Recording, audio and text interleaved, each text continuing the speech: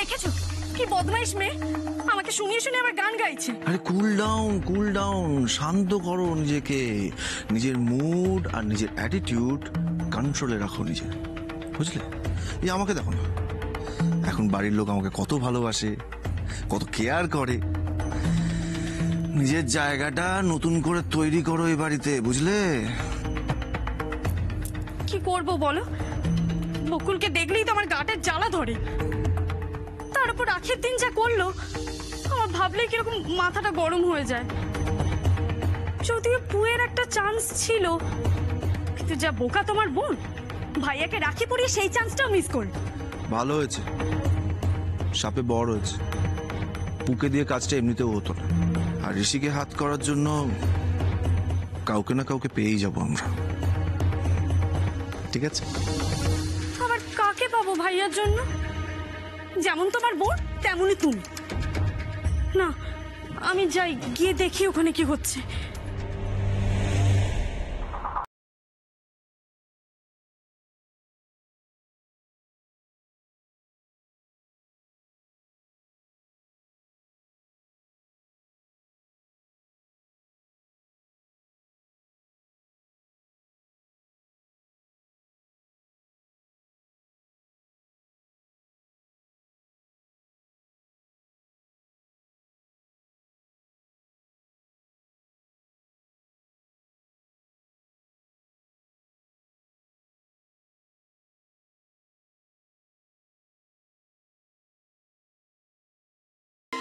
ন্যাকামি করে নিজের জন্মদিনে আবার সবাইকে গান গেয়ে শোনাচ্ছে।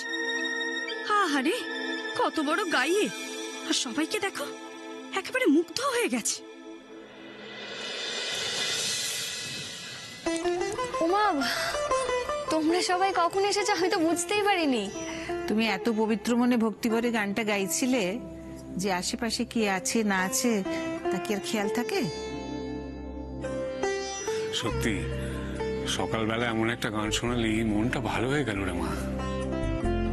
এত ভালো গলা না তোমার, আমি তো বুঝতেই পারছিলাম না যে এটা মিউজিক সিস্টেমে বাজছে না কেউ গাইছে। তোমার মতন মেয়ের জন্মদিনের সকালটা না ঠিক এইরকম একটা গান দিয়ে শুরু হওয়া উচিত। কিন্তু তোমাকে তো কোনোদিন সেইভাবে পুজো আচ্ছা করতে আমি দেখিনি, তা হঠাৎ এইরকম একটা প্রার্থনা সঙ্গীত কেন? প্রত্যেক বছর বকুল নিজের জন্মদিনে গান গেয়ে প্রার্থনা করেন আর ঈশ্বরের কাছে নিজের আত্মীয়দের মঙ্গল কামনা করেন।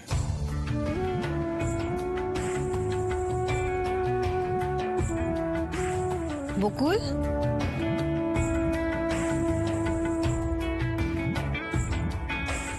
কিসের পুজো ছিল আজকে? তোমার জন্মদিন তো, তাই তোমার নামে পুজো দিয়েছি। নাও। বাবা, আবার ওর নামে পুজো দিতে যাওয়া হয়েছিল? এখন বলো তো বকুল, তোমার এই দাদার কাছে তুমি কি উপহার চাও? হ্যাঁ মা বল, আমার কাছ থেকে তুই কি নিবি বল, আজ তুই যা চাইবি আমি তাই দেবো। কি চালাক মেয়ে, একটা গান শুনিয়ে নিজের ইচ্ছে মতো গিফট পাওয়ার রাস্তাটা ক্লিয়ার করে নিল। আমার আর কোনো উপহার চাই না বাবা, কত ভালো করে আমার জন্মদিন পালন হচ্ছে। তোমরা সবাই আমাকে অনেক অনেক আশীর্বাদ করো, তাহলেই হবে। হ্যাঁ, আশীর্বাদ স্বরূপও তো কিছু দিতে হয়, সেটা কি নিবি বল?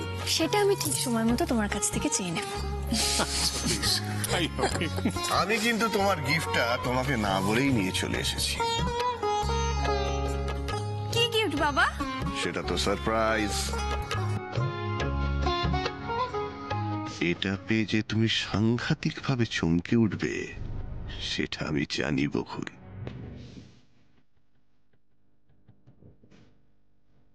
বাবা, কাকুমণি, প্যাকেটটা তো বেশ বড়সড় দেখছি, বেশ দামি কিছু আছে নাকি? সেটা বকুলই খুলে দেখুক, তবে জিনিসটা যে খুব দামি সে বিষয়ে কোনো সন্দেহ নেই। দাও।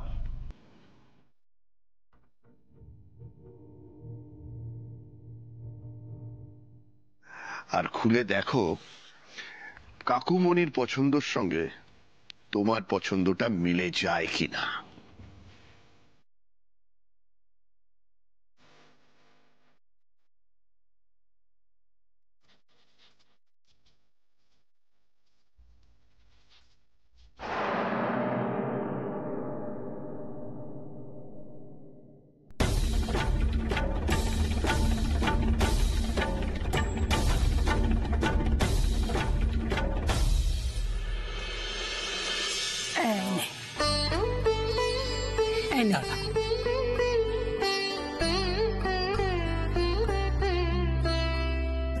আজকে বকুলের জন্মদিন, আর দেখো ওই আমাদের সঙ্গে নেই, ভালো লাগে? ঠিক বলেছিস রে, আমারও না ওস্তাদের জন্য মনটা বড্ড খারাপ করছে। জানো ঠাকুমা, আগের বছর বকুলের জন্মদিনে আমরা ঠিক এই মন্দিরেই পুজো দিতে এসেছিলাম। এই বিচ্ছুদা, পুজো দিতে এসে কি হয়েছিল মনে আছে তোর? আরে হ্যাঁ রে, আমার সব কিছু মনে আছে। আমারও মনে আছে। আমারও সব মনে আছে।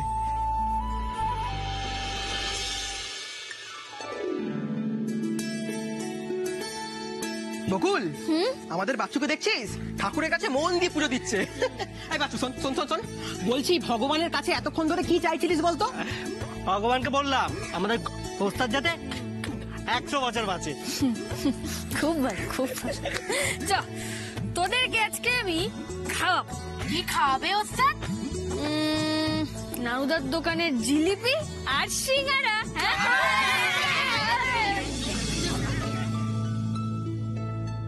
গোবলা শুধু খাওয়ার কথা বলে, কিরে বাকিটা তো বললি না?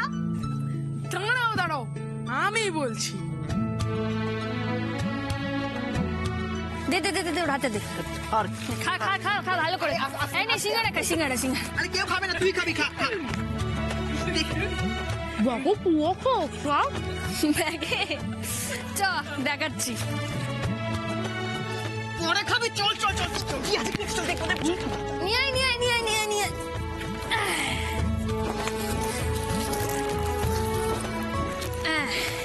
দে দে দে দে দে। এই না কলা দে, এই নাও দাদু, এই নাও, দে দে দে দে দে। এই আমরা জানতাম তুই আসবি, বেঁচে থাক 100 বছর। তোমরা কি করে জানলে বকুল আজকে আসবেই? আজ যে বকুলের জন্মদিন। আরে বাস, সেটা তো তোমাদেরও মনে আছে? থাকবে না, ও যে প্রত্যেক বছর এই দিনে খাওয়ায় আমাদের। আচ্ছা শোনো, তোমাদের কোনো অসুবিধা হলে আমাকে কিন্তু বলবে, হ্যাঁ? আমি চেষ্টা করব তোমাদের সব অসুবিধা, সব কষ্ট দূর করার, ঠিক আছে? তোকেই তো বলবো মা, আমাদের কথা শোনার আর কে আছে? পেটের ছেলেই তো ছেড়ে চলে গেছে এই মন্দিরে। ভিক্ষে করে খা কিবার মা। এই কেঁদো না, আমি আছি তো। কেঁদো না, কেঁদো না, কেঁদো না। ঠান্ডায় আমাদের কষ্ট হয় রে বকুল, বয়স হয়েছে তো, একটা কম্বল যদি পেতাম। ঠিক আছে, শোনো, আমি আমার পরের বছর জন্মদিনে তোমাদের সবাইকে একটা করে কম্বল দেবো, ঠিক আছে? আমি আশীর্বাদ করছি বকুল। বকুলটা আমার এরকমই।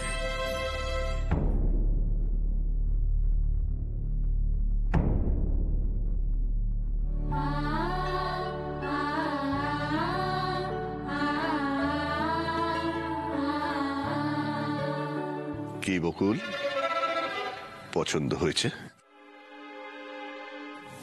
খুব। তুমি আমাকে কি দামি একটা উপহার দিলে কাকুমণি। এই একটা ছবি, আমি ভাবলাম কি নাকি। অবশ্য ওর জন্য এই ভালো। কাল উনি আমাকে যে উপহারটা দিয়েছেন, তাতে আমি আমার লক্ষ্যে এক ধাপ এগিয়ে গিয়েছি। আর এই উপহারটা আমাকে আমাকে ভেতর থেকে শক্তি দেবে আমার লক্ষ্যে পৌঁছানোর জন্য। কাকুমণি, থ্যাংক ইউ।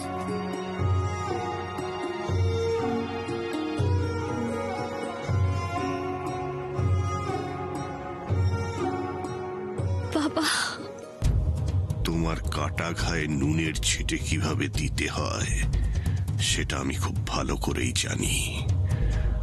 আর তোমার লক্ষ্যটাকে তোমার বাইকের মতন কিভাবে ব্রেক ফেল করাতে হয় সেও আমি জানি।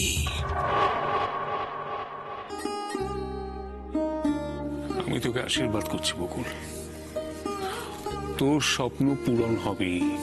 সামনে বহু বাধা এলেও তুই তোর লক্ষ্যে ঠিক পৌঁছতে পারবি।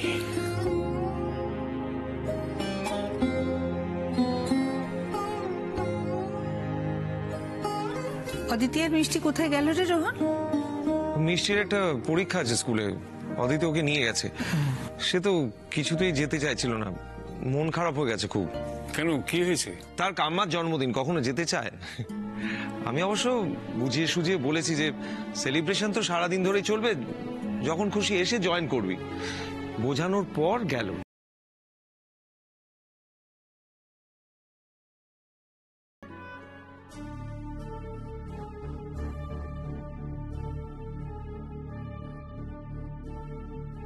শুভ জন্মদিন।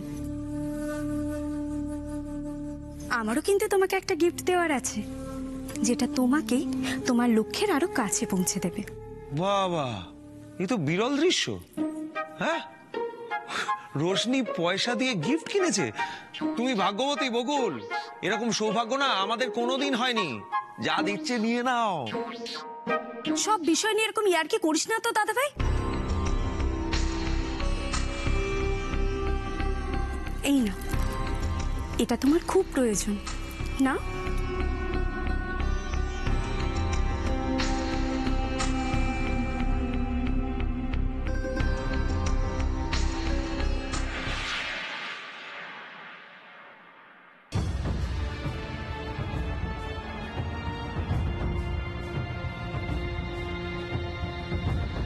তোমার কাজের জিনিস দিয়েছে কিনা বলো? ইংলিশ শেখাটা তো তোমার খুব দরকার, তাই না?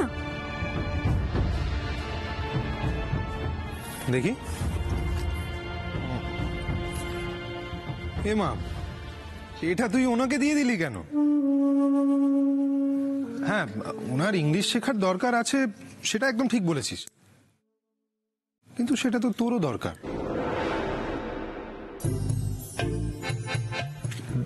দেখ, কিছু মনে করিস না। আগের দিন যখন ডেলিভারি বয়ের সঙ্গে তুই কথা বলছিলি ইংলিশে, তখন তো শুনছিলাম তোর উচ্চারণ বড্ড খারাপ। ইংলিশটা যখন বলতেই চাস, ভালো করে শেখ না। হ্যাপি বার্থডে ওস্তাদ। বকুল, হ্যাপি বার্থডে। রোশনির এই আচরণের জন্য আমি তোমার কাছে ক্ষমা চেয়ে নিচ্ছি। রোশনির কাছ থেকে এইসব কথা বারবার শুনতে শুনতে হয়তো তোমার অভ্যেস হয়ে গেছে, কিন্তু একটা কথা বলবো, সব আঙুর তো মিষ্টি হয় না বকুল। একটা থোকার মধ্যে একটা দুটো আঙুর কিন্তু টক থেকেই যায়, আর ওই টক আঙুর যদি মুখে না পড়ে তাহলে মিষ্টি আঙুরের মিষ্টতাটা কি করে বুঝবে বলো তো? বাহ সৌরভ, দারুণ উদাহরণ দিলে তো। অবশ্যই এই ক্রেডিটটা আমি সমরকে দেব। ওর সঙ্গে কাজ করে করে সৌরভের বুদ্ধি শুদ্ধি একেবারে তীক্ষ্ণ হয়ে উঠছে। বকুল, তুমি তোমার বাবার কাছ থেকে উপহারটা পরে নেবে বললে, কিন্তু আমি কিন্তু তোমাকে উপহার এখনই দেবো। বলো কি দেবে? তারপর তারপর কি করলি তোরা? আমি তো অনেক মিষ্টি আর সিঙ্গারা খেয়েছি, আর 10টা জিলিপি 12টা সিঙ্গারা খেয়েছি। ওই ঠাকুমা কি তোকে খাওয়ার কথা জিজ্ঞেস করেছে? জানো ঠাকুমা, ওই দিন বকুল আমাদের কি বলেছিল? এই বকুল, তুই কি ভাবছিস এত? দাদুরা শীতে খুব কষ্ট পায় বললো, আর আমার এমন অবস্থা যে আমার কাছে একটাও টাকা নেই। ওই দেখো, এই জন্য তুই মন খারাপ করছিস। আরে পরে দিয়ে দিবি। পরে তো আমি দেবই। আমার পরের বছর জন্মদিনে আমি দাদুদের কম্বল কিনে দেবো, দেখিস তখন আমার কত টাকা হয়ে যায়। আর তখন যদি ওস্তাদ তুমি এখানে না থাকো, তুমি যদি বিয়ে করে শ্বশুর বাড়ি চলে যাও, তখন বিয়ে করে শ্বশুর বাড়ি চলে যাও? কি রে, আরে বাবা, এখনো পর্যন্ত এমন কেউ জন্মায়নি যে বকুল সান্যালকে বিয়ে করে নিয়ে যাবে। আমি এখানেই থাকবো আর তোদের সাথে এরকম বিন্দাস ভাবে থাকবো, সব বিয়ে ফিয়ে করে বেকার সময় নষ্ট করতে পারবো। আর আমি বিয়ে করে চলে গেলে আমার মাঠাম্মিকে কে দেখবে? হ্যাঁ, আমি এখানেই থাকবো, বারাসাতেই থাকবো, আর বাবার মতো পুলিশ অফিসার। এক মিনিট। আচ্ছা বকুল, বলছি তুই তো আর তোর ওই পড়াশোনাটাকে চালিয়ে নিয়ে গেলি না? না মানে শুধু 12 ক্লাস পাস করে কি আর ওই অত বড় পুলিশ অফিসার হওয়া যায় বল? যায়, সব আছে, হতেই হবে। দেখ, বকুল যখন বলেছে পুলিশ অফিসার হবে, কোনো হবেই। তুই ফালতু টেনশন দিবি না পড়াশোনা নিয়ে। আচ্ছা, পুলিশ অফিসার হতে গেলে সবচেয়ে কি প্রয়োজন? সাহস। সেটা আমার আছে। আর পড়াশোনাটা ওটা আমি করে নেবো, চাপ নেই, ঠিক করে নেবো। আমি বারাসাতেই থাকবো আর বাবার মতো পুলিশ অফিসার হব, ব্যাস। সারা জীবন নিজের কথা একবারও ভাবলি না রে মা, শুধু অন্যের কথা চিন্তা করে গেলি। বলো বকুল, কি চাও তুমি? যা খুশি চেয়ে নাও। 12টা কম্বল। কম্বল? মানে এটাই তোমার দামি গিফট চাওয়া? হ্যাঁ দাদা ভাই, এটাই আমার দামি গিফট। তুই যখন এরকম একটা গিফট চাইছিস, নিশ্চয়ই পেছনে কোনো কারণ আছে। কিন্তু কি করবি এত কম্বল দিয়ে? কি আবার করবে? গায়ে দেবে। যার যেমন চাওয়ার ক্ষমতা সে তো সেরকমই চাইবে। এটাই ওর কাছে অনেক দামি গিফট, তাই না বকুল? একদম ঠিক বলেছো, এটাই আমার কাছে সব থেকে দামি গিফট। আসলে কি জানো তো, ওই আমাদের ওখানে আমি মানে আমার কাছে জামা কাপড় ছিল না বলে ওই কিছু দাদু দিদা আছেন, তাদেরকে না শীতের জামা কাপড় দিতে পারিনি। তো ওরা এত কষ্ট পেয়েছিল, আমার বাড়িতে যে কটা যাচ্ছিল সেগুলো দিয়েছিলাম। কিন্তু এইবার আমি যখন বারাসাত যাব, ওদের হাতেই কম্বলগুলো তুলে দেবো, ওরা আর শীতে কষ্ট পাবে না। ডাব্বু, কি রোশনি, এরপর আর কিছু বলবে? বেশ, আমি তোমাকে 12টা কম্বলই দেব, আর সঙ্গে আরো কিছু টাকা দেব। তুমি ওদের গরম জামা কাপড় কিনে দিও, হ্যাঁ, কিংবা ওদের হাতে টাকাটা দিয়ে দিও। বকুল, তোমার জীবন নিয়ে তো আজ তো একটা বই লেখা যায়। আচ্ছা, অন্যান্য বারের জন্মদিন তুমি কিভাবে কাটিয়েছো? আমার জন্মদিন আর কি বা কাটাবো, ওই তো ঠাম্মি সকালবেলা উঠে পুজো দিতে যেত, আর আমার মা পায়েস রান্না করতো আমার জন্য। বিচ্ছু পচারা আসতো একটু বাদে পায়েস খেতে। আর ও গত বছর আমি ওদের সবাইকে সিঙ্গাড়া আর জিলিপি খাইয়েছি। আর হ্যাঁ, ব্লাড ডোনেট করতে যেতাম প্রত্যেক বছর।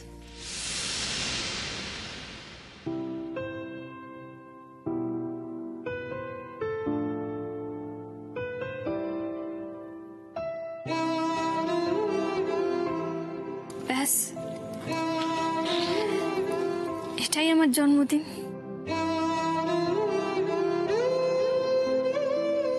বারাসাতের কথা খুব মনে পড়ছে না রে?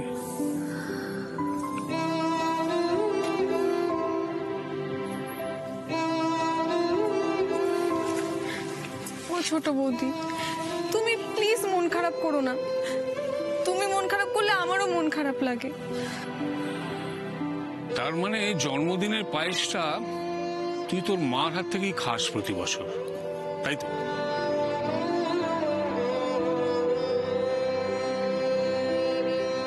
ঠিক আছে, এবারও তাই হবে। মানে বারাসাত যাবো কি করে? আমি তো এখানে।